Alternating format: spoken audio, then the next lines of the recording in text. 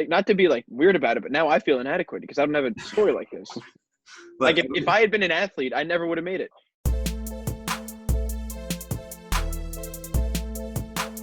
All right, what's up, everybody? Today we're doing a special edition of our Pop Network channel, NFL Draft Reactions. I'm here with my buddies, Jordan Herbstman and Freddie Benson himself.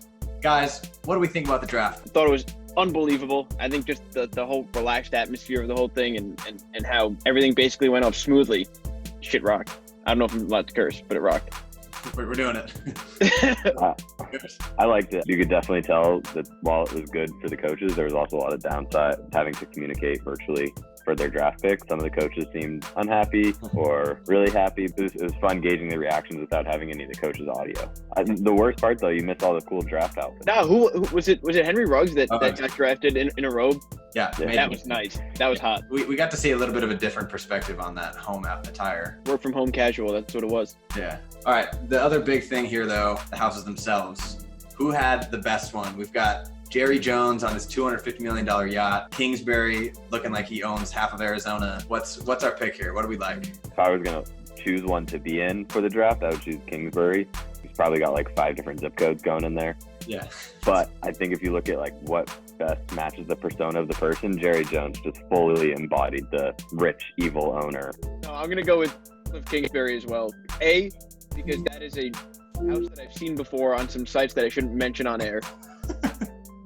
B, because I would live in that house too. C, because I don't do well in water, and the whole Jerry Jones, no windows, underwater thing freaked me out. Like, if that was me, I would be having a full-blown panic attack. The weird thing that you pointed out earlier when we were talking about this, Jordan, is Sean McVay in the same house? Like, why do they have the same lawn pattern? They're definitely not. There's no way they're actually in the same house. But at the same time, like, why is it like that? Why is the NFL world like this? How common is it to have your grass in that pattern? I don't know if I've ever seen that specifically before, and then within one day I see it twice in 2 NFL coaches' lawns. Well, there's no way that it's natural, first of all, which means they both had to hire a landscaper and say, I want this. Yeah, well, then you have the opposite end of the spectrum where Belichick looked like he was renting from his son's house or something. What? That's classic Belichick, though. You know, we're on to Cincinnati.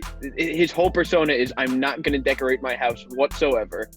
He left the room and his dog made the picks for him? Yeah, once he doesn't get the guy he wants, he says, I don't need to be here. Somebody else can take care of this for me. This is not my responsibility. I'm just here to coach, and I'm on to the next game. That is the goodest pupper I've ever seen. Oh, that was beautiful. If they would have made that the draft for all 3 days, I probably would have watched just to see what he was doing. But I wanted audio.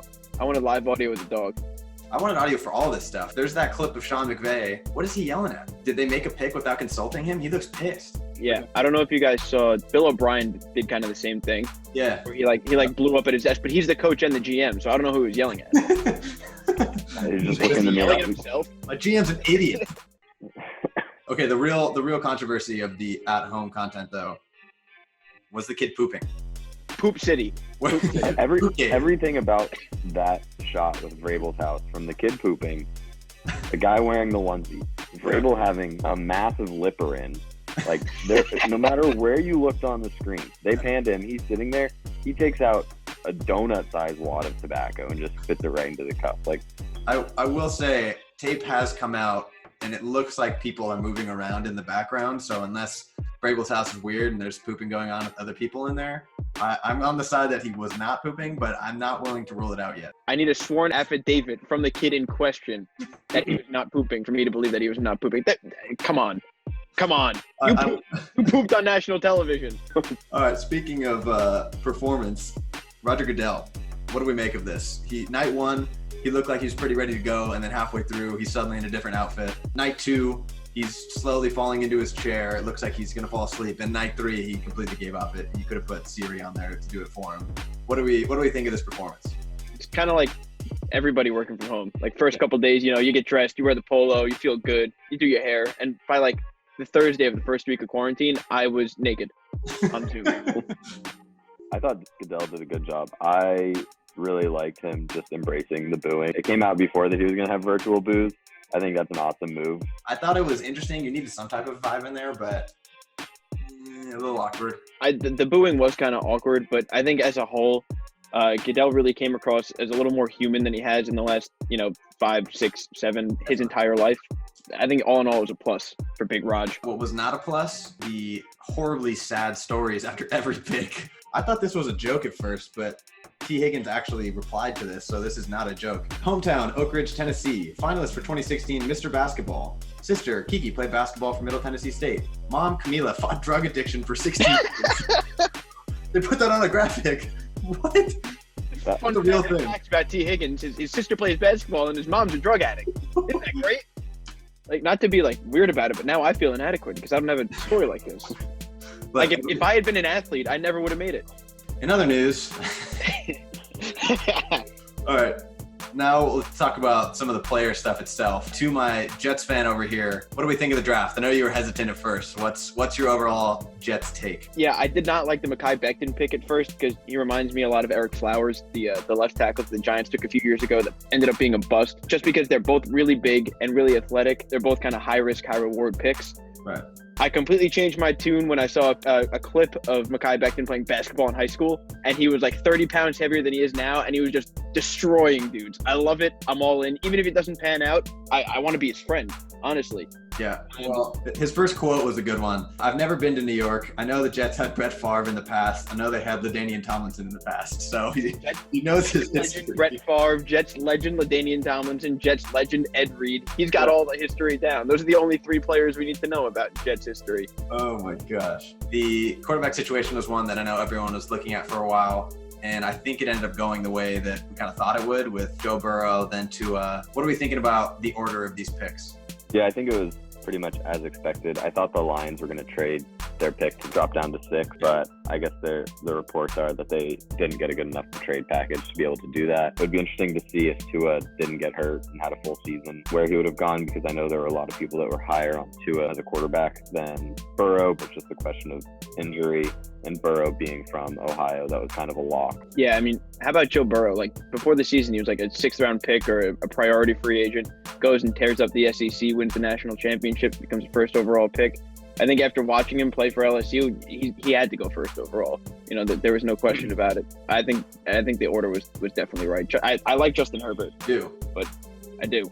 Okay, so here's my thing. I've said this before. I'm a little nervous he's got Trubisky 2.0 in him. He's got all the cannon arm. He's athletic and he's huge, but he's inaccurate. And I think that's a big problem that people are having with him.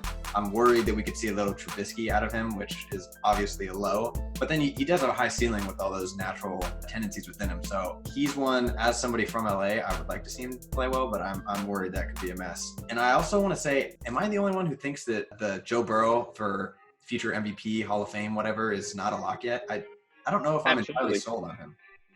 He had one good year, and that good year being the best season by a college quarterback in history. But one good year, like the guy was barely a prospect going into the season. Yeah. And confidence is confidence, but confidence can only take you so far in the NFL. I'm nervous, especially when you're taking over from my boy Andy Dalton. That's a low ceiling to break through. Come on. Look, he's obviously an outstanding prospect, and he's going to be a great quarterback. I'm just not 100% willing to say, put my money on this. I could see him having success. I could see him also being one of those guys that has a really good season, touchdowns and yardage-wise, but also has a lot to learn, makes a lot of mistakes. The weirdest one of the whole night was definitely the Green Bay Packers not telling Aaron Rodgers that they were going to draft a quarterback, drafting a quarterback who had 20 touchdowns and 17 picks last year, then saying that Aaron Rodgers is their guy, but not committing to Jordan Love being their guy. What the hell is going on here? The best part of this whole thing was like the day before the draft or whatever, Aaron Rodgers saying, it'd be great to take some offensive weapons, and then it comes out like he's gonna text the first round pick no matter what. He would love to get a weapon to throw to, but he's really excited for whoever the first round pick's gonna be, and bam, quarterback. Yeah. What? Good luck. It's just a weird pick instead of using that to get a receiver or some type of other offensive weapon, and a pretty strong draft class for offense. Yeah, there was a ton of receivers out there, and they didn't draft a single one. The thing that everybody's doing right now is maximizing that rookie contract. This dude's not playing until 2022. You're going to have to pay him $20 million, and he hasn't played yet. What's the move here? Unless you think this is the next Aaron Rodgers, which I am not sure you can say he is. Weird. We took a page out of Alex Moran's playbook. BMS. How'd you get a BMS reference in here? It's funny, though, because you talk about him being the next Aaron Rodgers, and the Packers did this exact same thing with Brett Favre and Aaron Rodgers, except there were two major differences. One is that Brett Favre actually contemplated retirement before they drafted Aaron Rodgers. And two is that Aaron Rodgers was like a top 5 talent that slid to them at 22 or 26 or whatever it was. Yeah. They traded up and still reached for Jordan Love. It makes no sense to me. Yeah, weird pick, and there's no way Aaron Rodgers is taking this well. Even though he had to go through the same thing, you know he's pissed. Especially it's not like he's talking to his family about it. Yeah, I think one of the best tweets, another dig. One of the best tweets I saw was he's going to love Jordan Love like he loves his brother. Oh no. Okay, the other weird quarterback move, Jalen Hurts going to the Eagles, and then everybody started immediately talking about how this was going to be Saints 2.0. What do we think about this? I think it is a really interesting pick if the Eagles had better offensive weapons. Like I said earlier, it's a really wide receiver heavy draft, and for them to pick Hurts there is just going to be interesting to see what they do with him in years 1 and 2 of that contract. Yeah, they made some moves to get other receivers. They picked up Rieger in the first round, and they made a trade with the 49ers to pick up another one. I know the whole Taysom Hill comp was floating around all over that whole day, but I think that might be a little bit of a disservice to Jalen Hurts, honestly, because Jalen Hurts can actually throw. This whole Taysom Hill craze is fun to watch, but I mean, he's got like 30 career pass attempts. But all the memes going around about two quarterbacks who have both had their backups come in and win championships without them in, the Eagles are set for the backup game. Right. Weird happened today. Jameis Winston apparently signing with the Saints to take over that Teddy Bridgewater role. He saw the money that Teddy B got after backing up Drew Brees and said, I want some of that. Yeah. I am a big fan of Jameis Winston, both for the comedy and just looking at his stat lines of 5,000 yards, 30 TDs, but also 30 interceptions. Now that he got LASIK in the offseason, he could bounce back and have a good year now that he can actually see who he's throwing to. I thought actually the Lions should have signed him as a backup. Stafford's had 2 seasons now with a broken back, and he's getting older. So I thought it would have been a good pickup for the Lions, but same thing, Breeze is getting older, you don't really know. And it's good to have a strong backup in now. Right, because you think about it, their backup was Taysom Hill, and we just talked about it. Taysom Hill is not the world's greatest passer. It makes sense. Yeah, I think it's a decent move for both of them. I did see that there was another higher bidder that he turned down. So how much did the Redskins offer him? Imagine it was the Pats. Jameis with the Pats. That's like the exact opposite of what Bill Belichick wants. Is somebody who Bill Belichick would retire. Yeah, no, that's why he put the dog in there. Someone said they were taking moves from Jameis. Some of the reactions we got from the players and the families themselves were pretty electric. What are our favorites here? I know, Freddie, you've got a couple here that blew up the internet. I got 2 favorites. One, CeeDee Lamb viciously ripping his phone back from his girlfriend, and it wasn't a big deal at all, apparently, as it turned out. You draft a guy for his hands, you want to see that he can use his hands. That's A+++ use of his hands by a wide receiver. It's absolutely just unbelievable. And to catch it on live TV during a virtual draft, the stars aligned for us to be able to see the absolute savagery by CeeDee Lamb. Well, did you see the savagery in response to that? Somebody immediately called out Trae Young for that being his ex-girlfriend. Yeah! Oh my God, that's his ex-girlfriend. Wow. He tried to hop in for a couple days. Yeah, he tried to hop in on the conversation. He was the one who brought it up, and then somebody just bodied him like, hey, isn't this your girl? Trae Young's got to go back into a 2-week quarantine for a little bit after the George, what do you got? Chase Young, not social distancing. Was pretty funny for me. That's like a common joke now. Anytime you see somebody like, hey, you're not social distancing, got to be 6 feet away from everybody. But in reality, like, none of these people were social distancing. Everybody showed up at his house afterwards, and they were all like taking pictures and singing to him. It's like, all right, how is he not social distancing in the house? The entire city is just like, oh, nope, no, doesn't matter now. Football is bigger than pandemic. That's what's so troubling about it. It's not like it was just him with his 30 family members. It was him with his 30 family members and then the whole city around his house outside. What are we doing? You guys are on TV. Everybody can see you. Go inside. The other one I liked was DeAndre Swift's dad. If you need anybody to ever protect you for any situation, you get him, Marcus Stroman's dad, and Bryce Harper's dad, and nobody is going to come within 6 feet of him. Mekhi Becton's dad's dude. That dude is a horse. I draft Mekhi Becton's dad and DeAndre Swift's dad in like the 2nd or 3rd round. I want to know what you're thinking as you're the guy getting drafted, and instead of them showing your highlights, they show your dad working out and all his lifting that he can do. Like, what is going through your mind there? Well, that might be your second one, Freddie. I know you liked this one too. Oh man, Isaiah Wilson's girlfriend getting absolutely mauled by his mom. That's the offensive line I want. I want Mekhi Becton, Isaiah Wilson's mom. I want Mekhi Becton's dad, and I want DeAndre Swift's dad. That's it. You want to talk about CeeDee Lamb being vicious, ripping that phone out of? She moved a person That is a whole human being she pushed off the screen. Yeah, she was not having that. Straight up off the screen, you're gone. If that was me, if I was that girl, you got to break up with him. Well, I think the mom pretty much did that for him. Exactly. You got no other choice now. You see that kid, Ben Barch? Yeah. Oh, yeah. Oh my yeah. gosh. What would it take for you to drink that shake? An NFL contract. I would drink it. I would drink it. It's like one of those things where, like you say, I like everything in this dish, and I end up hating it. I like everything in the shake. It probably tastes disgusting. At the combine, one of the reporters, she made it with him, and she said the only weird thing was, I mean, it's weird to say the only weird thing, but was the temperature. And she asked him about it, and he said, yeah, I usually like it a little warmer when the eggs are fresh, which Yeah, that's can't that's imagine where a it gets warm me. smoothie. Shake's got to be cold, man. You make it with the red Gatorade, so can you make it with any Gatorade you want? I mean, I'm a blue Gatorade guy, so I'd probably try it with blue Gatorade. I'm yellow. I think I'm a yellow Gatorade guy. Okay, so I guess the real question is, who won this draft? Freddie, we'll start with you. I think it was the Broncos. They got Drew Lock in the second round last year, and they surrounded him with really, really good offensive talent. They already had Noah Fant, Phillip Lindsay, Cortland Sutton, Melvin Gordon. They just signed this offseason. And they added Jerry Jeudy, and they added KJ Hamler, and they got Lloyd Cushenberry, who's going to slide in at the starting center. That's a big-time offense. Yeah. That's John Elway doing John Elway things. If you can't succeed with that offense, Drew Lock might not be your guy. That'll pretty much answer those questions for you pretty quick. Yeah, Broncos-Chiefs games are going to be fun. Oh, yeah. Every Broncos game is going to be fun. It's going to be like 54-45. Jordan? I think it was a toss-up between the Bengals and the Cowboys.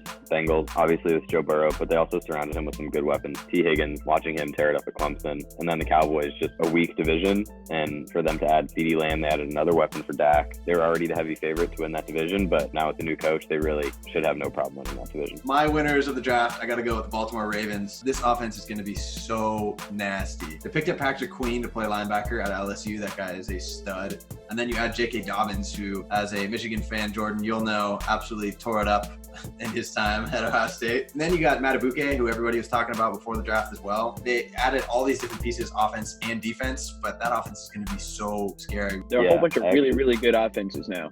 Yeah, which is awesome. That's what I want to watch. You're right. I guess that the league was built that way now, right? One winner that I think came away from the weekend, not specifically what they did in the draft, but other moves they make, the 49ers. Yeah. They made a lot of moves. Oh, yeah. They got Trent Williams. They made some good trades. They traded other picks.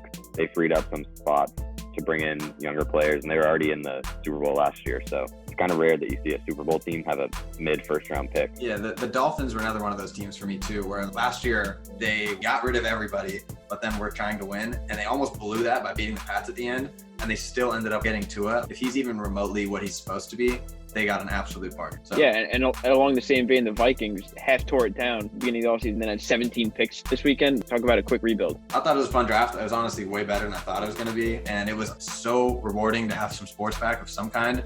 Oh my gosh, Yes. It's nice to have everybody watching the same thing. Did you guys see, though, that there was a guy who predicted the virtual draft like 4 years Yeah, ago? I He saw tweeted, What? he tweeted, like, mark my word, in 2020, the NFL is going to have a virtual draft. Arrest that guy for witchcraft. Yeah, dude, that guy needs to be behind bars ASAP. He knows something. Salem witch trials on that guy. Yeah. Oh my gosh. Burn him. Wow. All right. Well, what a good way to end things. All right, guys. Thank you for doing this. No problem. Logging off. Peace out, All Cubs. Yeah. Guys. Crap. Cut that out. It's my nickname. I knew I was going to do that once.